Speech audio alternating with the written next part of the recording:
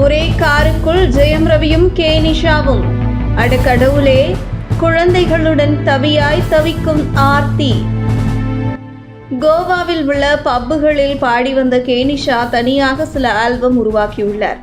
மேலும் நடிகர்கள் ஜீவா தயாரிப்பில் ஒரு ஆல்பம் பாடியுள்ளார். பாடகி நிஷா ஏற்கனவே திருமணமானவர் என்று கூறப்பட்டாலும் அவருடைய கணவர் குறித்து எந்த தகவலும் இல்லை. இந்த நிலையில் நடிகர் ஜெயம் ரவிக்கு சினிமாவுக்கு வருவதற்கு முன்பே சில நண்பர்கள் இன்னும் தொடர்ந்து இருக்கிறார்கள். அவர்களுடன் அடிக்கடி கோவா செல்லும் ஜெயம் ரவி பாடகி நிஷாவுடனான நட்பு கிடைத்திருக்கிறது. நாளடைவில் இவர்களின் நட்பு மிக நெருக்கமாக தொடர்ந்து அடிக்கடி கோவா சென்று நிஷாவை சந்தித்து வந்துள்ளார் ஜெயம் ரவி.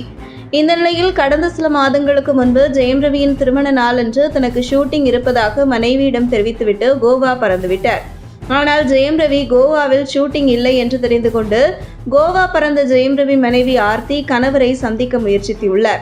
ஆனால் அதற்கான வாய்ப்பை உருவாக்கி தரவில்லை ஜெயம் ரவி. இந்த நிலையில் சென்னையில் ஜெயம் ரவி அவருடைய மனைவி இருவரும் பயணித்த ரேஞ்ச் ரோவர் கார் கோவாவில் தோழி நிஷாவுடன் ஜெயம் ரவியை சுற்றி வரும் தகவல் அவருடைய மனைவி ஆர்த்திக்கு தெரிய வந்துள்ளது. இதனைத் தொடர்ந்து தன்னுடைய இன்ஸ்டாகிராம் பக்கத்தில் இருந்து கணவர் ஜெயம் ரவியுடன் இருக்கும் புகைப்படங்களை நீக்கியுள்ளார் ஆர்த்தி.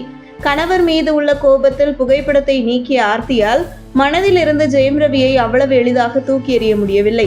அந்த வகையில் எப்படியாவது தன்னுடைய காதல் கணவரை பேசி சரி செய்து மீண்டும் இணைந்து விட வேண்டும் என பல முயற்சிகளை செய்து வந்துள்ளார் ஜெயம் ரவி மனைவி ஆர்த்தி.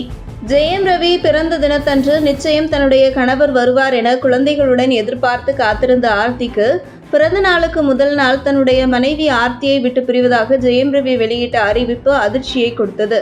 தன்னுடைய மனைவியை விட்டு பிரிவதாக அறிவித்துவிட்டு அடுத்த நாள் பிறந்த நாள் தினத்தை கோவாவில் பாடகி நிஷாவுடன் கோலாகலமாக கொண்டாடியுள்ளார் நடிகர் ஜெயம் ரவி. இந்த நிலையில் ஆர்த்தி அம்மா சுஜாதா மற்றும் ஜெயம் ரவி குடும்பத்தினர் இருவரும் பேசி மீண்டும் ஜெயம் ரவி ஆர்த்தியை இணைத்து வைத்து விடலாம் என்று முயற்சி செய்தாலும் அதற்கு ஜெயம் ரவி இடம் கொடுக்கவில்லை. இந்த நிலையில் பாடகி நிஷா ஸ்பிரிச்சுவல் தெரபிக் என்பதால் நன்றாக பேசக்கூடியவர்.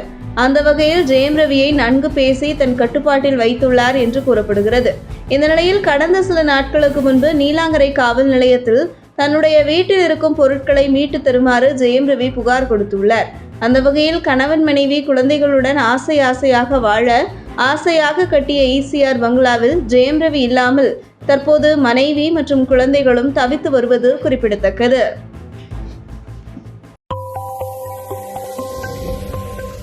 உங்கள் தின சேவல்.